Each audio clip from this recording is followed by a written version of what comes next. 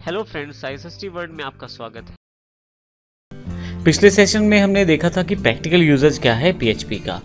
आइए सेशन में पीएचपी के एवोल्यूशन को देखते हैं, किस प्रकार पीएचपी का विकास हुआ और पीएचपी की हिस्ट्री में कौन कौन सी चीज़ें इंपॉर्टेंट रही जो पीएचपी को आज की डेट में हमारे पास एक इंपॉर्टेंट लैंग्वेज के रूप में पेश कर रही हैं।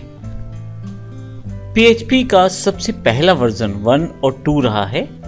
हालांकि इसमें बिल्कुल बेसिक फीचर थे, इवन वो भी कंप्लीट नहीं थे, लेकिन PHP 1 और 2 दो इम्पोर्टेंट वर्जन इसलिए रहे क्योंकि उन्होंने आने वाले समय में नए वर्जन्स के लिए एक बेस प्रोवाइड किया। इसके साथ PHP 2 जो है उसमें एक इम्पोर्टेंट एड ऑन अवेलेबल हुआ जो कि 1997 में MySQL की सपोर्ट के रूप में हुआ।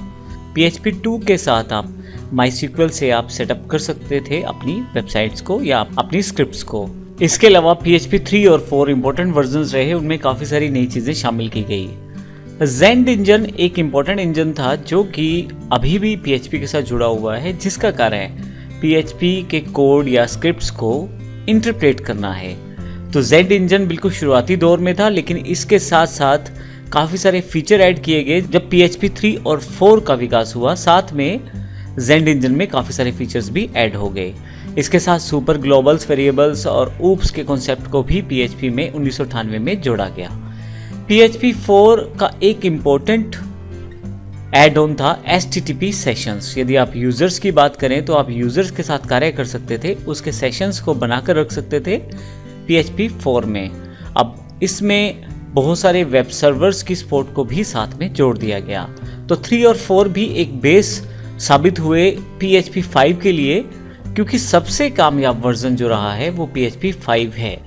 PHP में Z इंजन का सेकंड वर्जन प्रयोग किया जाता है, जिसमें आप काफ़ी सारे वेरिएबल्स को बाइंड कर सकते हैं और PHP जो है अपने बेसिक जो पहले वाले फीचर्स हैं उनको तो प्रयोग करता ही है। PHP 5 में 2004 के पश्चात नए फीचर्स को भी ऐड ऑन किया गया है। इसके अलावा मैं PHP 6 की जानकारी दे दूं, जिसे मार्केट में लॉन्च ही नहीं किया गया। PHP 7 जिसमें Zend इंजन के थर्ड वर्जन को शामिल किया गया है, इसमें इंटीजर की 64 बिट सपोर्ट को भी प्रयोग किया गया है और भी काफ़ी सारे नए फीचर्स आपके पास अवेलेबल हैं PHP 7 में। लेकिन अभी भी ज़्यादातर जो कार्य रहता है वो PHP 5 पर ही किया जाता है।